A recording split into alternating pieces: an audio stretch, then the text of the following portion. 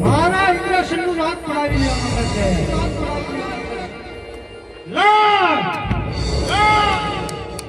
મારા ધનુષ બાણ સાબકા કરું અને એ કાપીને ખાઈ મારું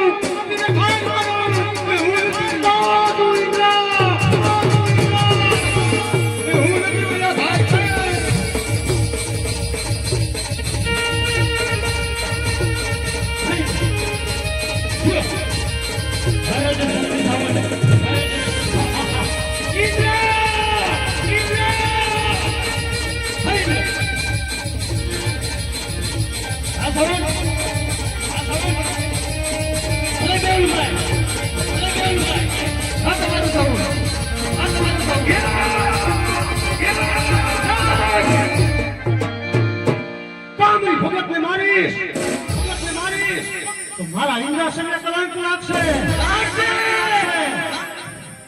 જ્યારે મને ઇન્દ્રનું રાજ શોધ્યું ત્યારે કહેવામાં આવેલ છે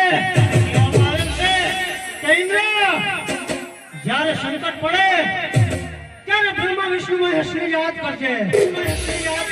લાવ ગણપતિઓને બોલાવું. ઇન્દ્ર બોલાવે બ્રહ્માને આવે છે.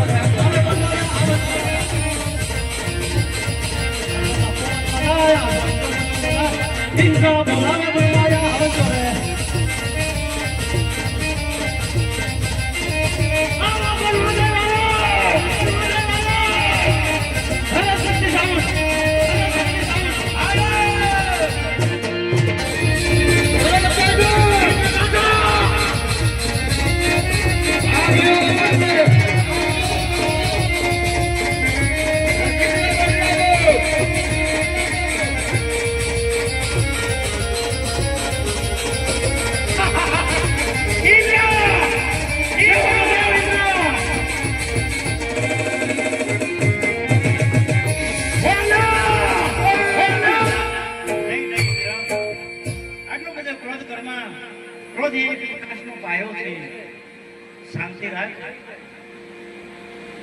બધું સારું થઈ જશે.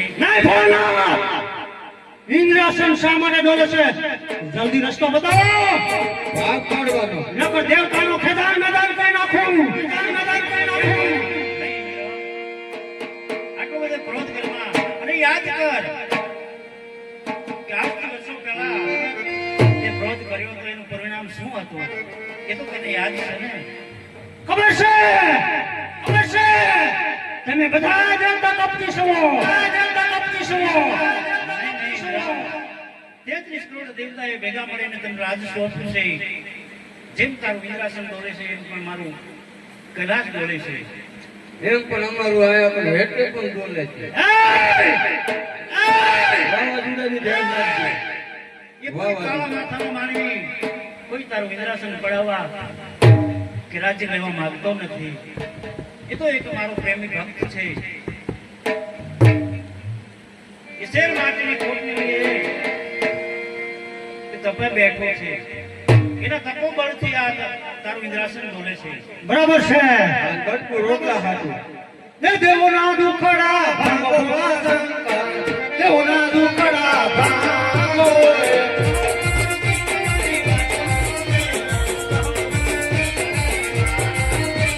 શંકર પાર્વતી ડોલે ભોળા શંકર, શંકર પાર્વતી ડોલે.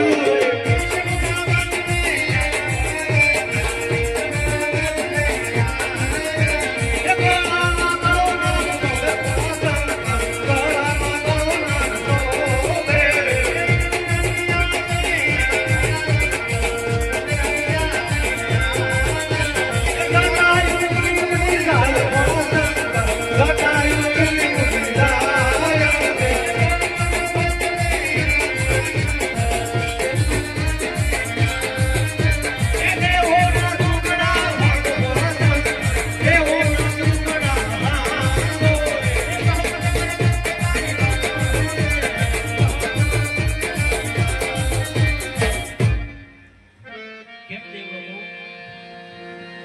તમે પોતાના સ્થાન ગ્રહણ કરો.